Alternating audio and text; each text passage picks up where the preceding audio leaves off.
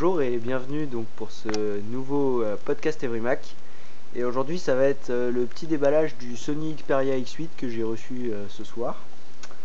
Donc c'est un téléphone qui est Sony Ericsson X8. Donc c'est le smartphone d'entrée de gamme de la gamme Xperia chez Sony Ericsson. Donc c'est un téléphone qui doit coûter aux environs entre 250 et 300 euros, donc c'est un téléphone d'entrée de gamme. Qu'est-ce que je peux vous dire? Donc dans la boîte, on va ouvrir la boîte. Il tourne avec Android, donc à la base il était avec Android 1.6 et là maintenant que je l'ai acheté il doit être en 2.1. C'est un Android spécifique, donc avec une couche Sony Ericsson. Alors attendez, je vais poser la caméra histoire de pouvoir l'ouvrir parce que voilà. Alors on peut l'ouvrir et voilà, direct on tombe donc sur le téléphone emballé. Hop. Donc c'est un téléphone qui est assez épais, enfin il fait 1,5 cm d'épaisseur, mais en fait une fois dans la main ça va, ça se sent pas trop, le centimètre et demi est pas trop c'est assez compact puisque c'est un smartphone d'entrée de gamme, donc il faut faire tenir tous les composants. Voilà. Ensuite on ouvre la boîte.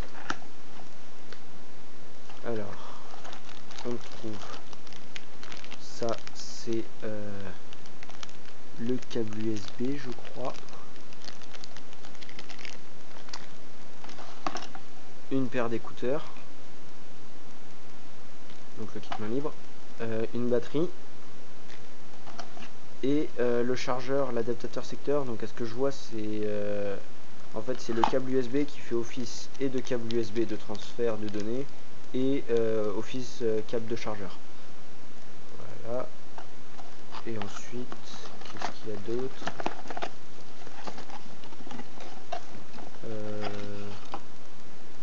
Le guide de prise en main, le guide de l'utilisateur Xperia et les informations de Sony Ericsson.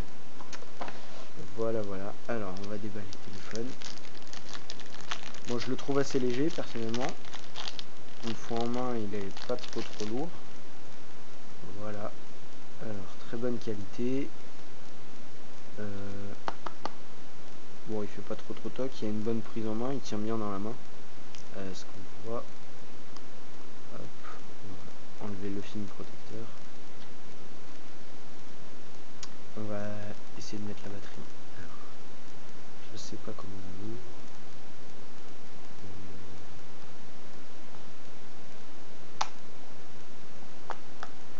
Voilà. Oula, pour ouvrir ça a l'air d'être un peu compliqué.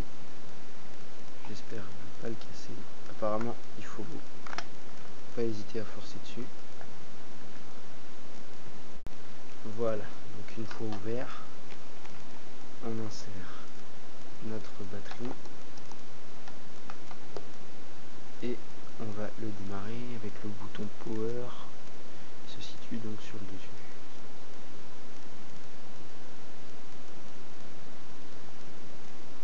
Ah, il ne démarre pas. Et peut-être qu'il voilà. Je me disais peut-être qu'il était livré sans batterie.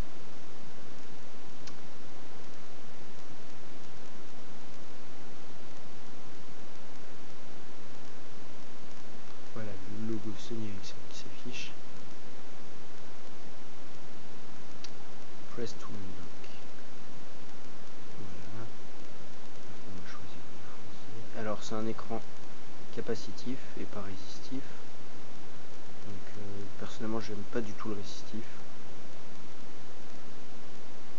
Donc voilà une des raisons déjà pour lesquelles. Ah voilà, il me faut insérer la carte SIM. Je sais pas si on peut avoir accès quand même au téléphone.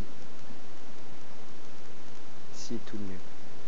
Donc voilà, je vous ferai un test un petit peu plus complet plus tard sur l'utilisation du téléphone et les qualités et les services qui y sont proposés. Voilà, je vous dis à bientôt pour un nouveau podcast EveryMac.